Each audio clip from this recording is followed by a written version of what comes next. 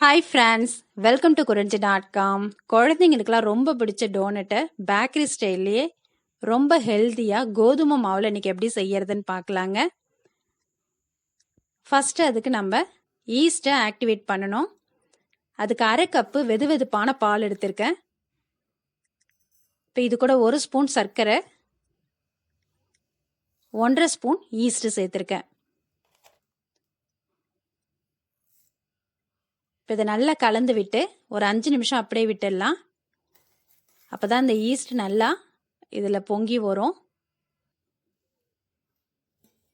பால் பார்த்தீங்கன்னா நம்ம கையில் பட்டுதுன்னா சுடணும், அந்த அளவுக்கு சூடு இருக்கணும். அப்போ தான் ஈஸ்ட் இந்த மாதிரி ஆக்டிவேட் ஆகும். இப்போ இதை நல்லா கலந்து விட்டுட்டு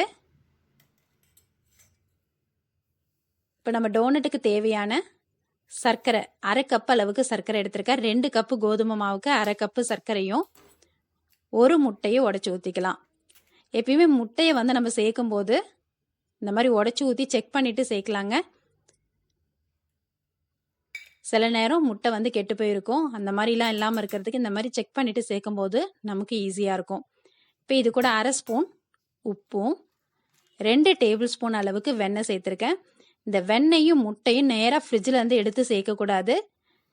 நல்லா ஃப்ரிட்ஜிலேருந்து எடுத்து ரூம் டெம்பரேச்சருக்கு வந்ததுக்கு அப்புறமா தான் இதில் சேர்க்கணும். ஏன்னா ரொம்ப சில்லுன்னு இருந்ததுன்னா இந்த ஈஸ்ட் பொங்கி வராது. அதனால ரூம் டெம்பரேச்சருக்கு வந்ததுக்கு அப்புறமா முட்டையும் வெண்ணெயும் சேர்த்துக்கலாம். இப்போ இது எல்லாத்தையும் நல்லா கலந்து விட்டுட்டு வேற ஒரு பவுலில் 2 கப் அளவுக்கு கோதுமை மாவு எடுத்துக்கலாம். கோதுமை மாவு எடுக்கும்போது ரொம்ப அழுத்தி அழுத்தி எடுக்காதீங்க. அப்படி அழுத்தி எடுத்தீங்கன்னா நமக்கு அளவு சரியா வராது. எப்பயுமே எந்த அளவு எடுக்கிறதா இருந்தாலும் ரொம்ப அழுத்தி அழுத்தி எடுக்கக்கூடாது. நார்மலாக அளந்து எடுக்கணும். 2 கப்பு கோதுமை மாவில் இப்போ நம்ம கலந்து வச்சிருக்க எல்லாத்தையும் ஊற்றி இதை நல்லா பிசைஞ்சிக்கலாம். இது முதல்ல பார்க்கறதுக்கு கையிலலாம் ஒட்டுற மாதிரி ரொம்ப பிசு பிசுன்னு இருக்கிற மாதிரி இருக்கும். நம்ம பிசைய பிசைய நமக்கு கரெக்டான பதத்துக்கு வந்துடும்.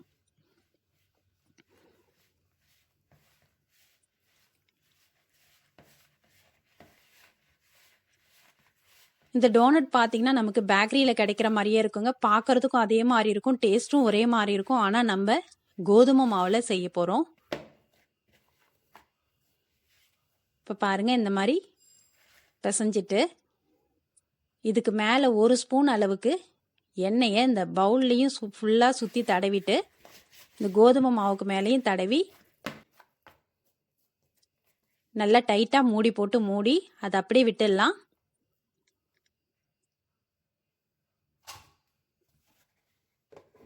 இப்போ நம்மளோட கிளைமேட்டை பொறுத்து இது ஒரு 1.5 மணி நேரத்துலேருந்து 2 மணி நேரம் வரைக்கும் ஆகுங்க நல்லா அந்த மாதிரி பொங்கி வர்றதுக்கு. இப்போ நம்மளோட மாவு பார்த்தீங்கன்னா 2 பங்காக இருக்கு பாருங்க. இப்போ இந்த அளவுக்கு நல்லா பொங்கி வந்ததுக்கு அப்புறமா இதை எடுத்து ரொம்ப பிசையணும்னு அவசியம் இல்லை. இந்த மாதிரி நம்ம கவுண்டர் டாப்பில் கோதுமை மாவு தொட்டே திரட்டிக்கலாம். இதை திரட்டும் போது ரொம்ப மெலிசாவும் திரட்டிடக்கூடாது, ரொம்ப மொத்தமாகவும் திரட்டிடக்கூடாது. 1/2 இன்ச்சு தடிமனுக்கு திரட்டிக்கலாம். இதை இந்த மாதிரி திரட்டிட்டு பாருங்க, இந்த அளவுக்கு திக்னஸ் இருக்கிற மாதிரி பார்த்துக்குங்க. நார்மலாக நம்ம வீட்டில் இருக்கிற ஒரு பவுல் எடுத்துக்கலாம்.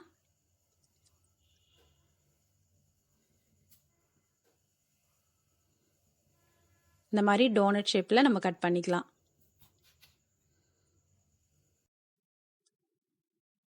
இப்போ இதுக்கு நடுவில் அந்த ஹோல் வரும் இல்லைங்களா, அதுக்காக இந்த மாதிரி சின்னதாக ஒரு மேல்முடி எடுத்து அதால் நம்ம ஓட்டை போட்டுக்கலாம்.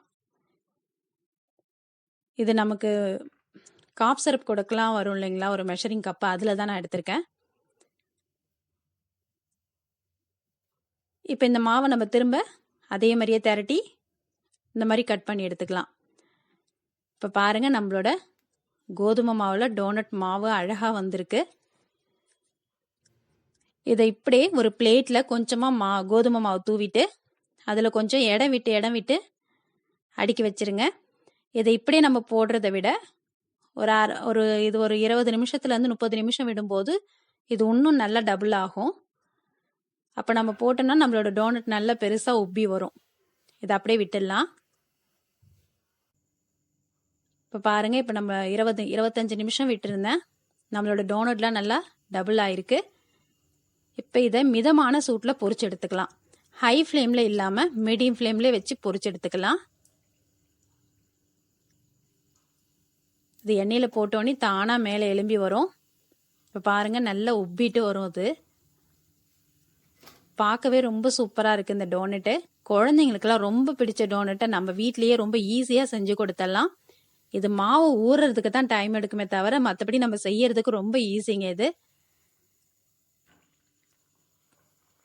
இந்த கிறிஸ்மஸ் டைமில் குழந்தைங்கள்லாம் வீட்டில் இருப்பாங்க. அவங்களுக்கு இந்த மாதிரி செஞ்சு கொடுக்கும்போது ரொம்ப சூப்பராக என்ஜாய் பண்ணி சாப்பிடுவாங்க. அதுவும் ரொம்ப ஹெல்த்தியாக நம்ம இன்னைக்கு கோதுமை மாவில் இதை செஞ்சுருக்கோம்.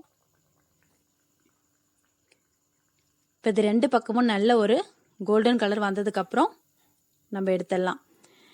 இது எண்ணெயெல்லாம் கொஞ்சம் கூட இழுக்காதுங்க. இதை இப்படியே பிளெயினாகவும் சாப்பிட்லாம்.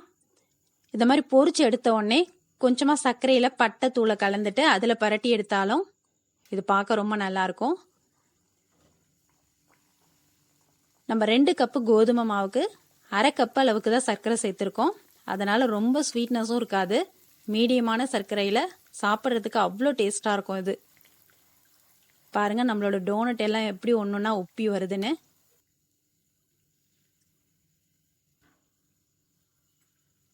நான் இன்றைக்கி சின்ன கடாயின்றதுனால ஒன்றா பொரிச்சு எடுக்கிறேன்.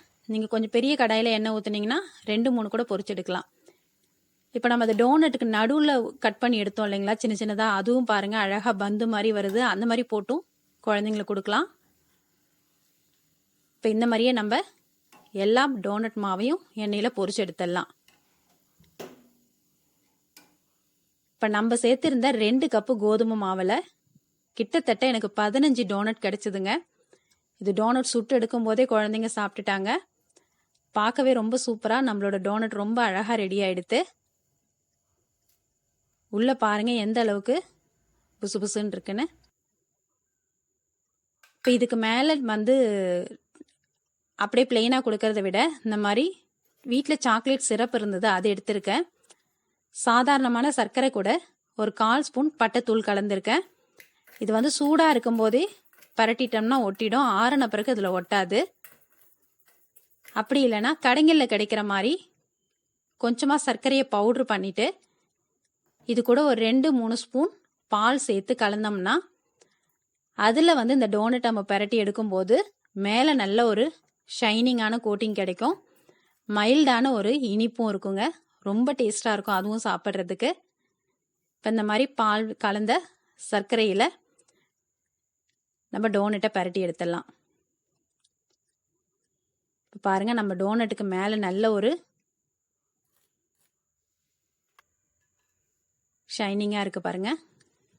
இப்போ இந்த மாதிரியும் ரெடி பண்ணிக்கலாம்.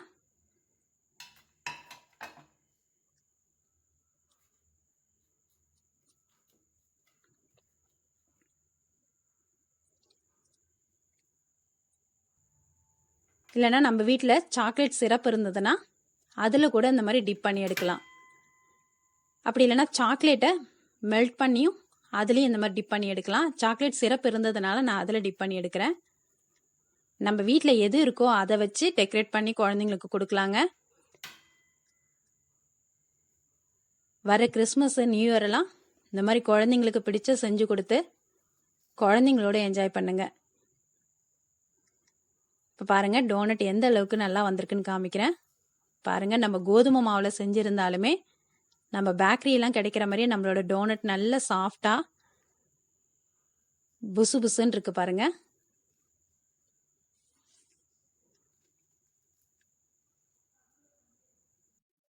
இப்போ நம்ம எல்லா டோனட்டையும் இந்த மாதிரி ரெடி பண்ணிட்டோம்.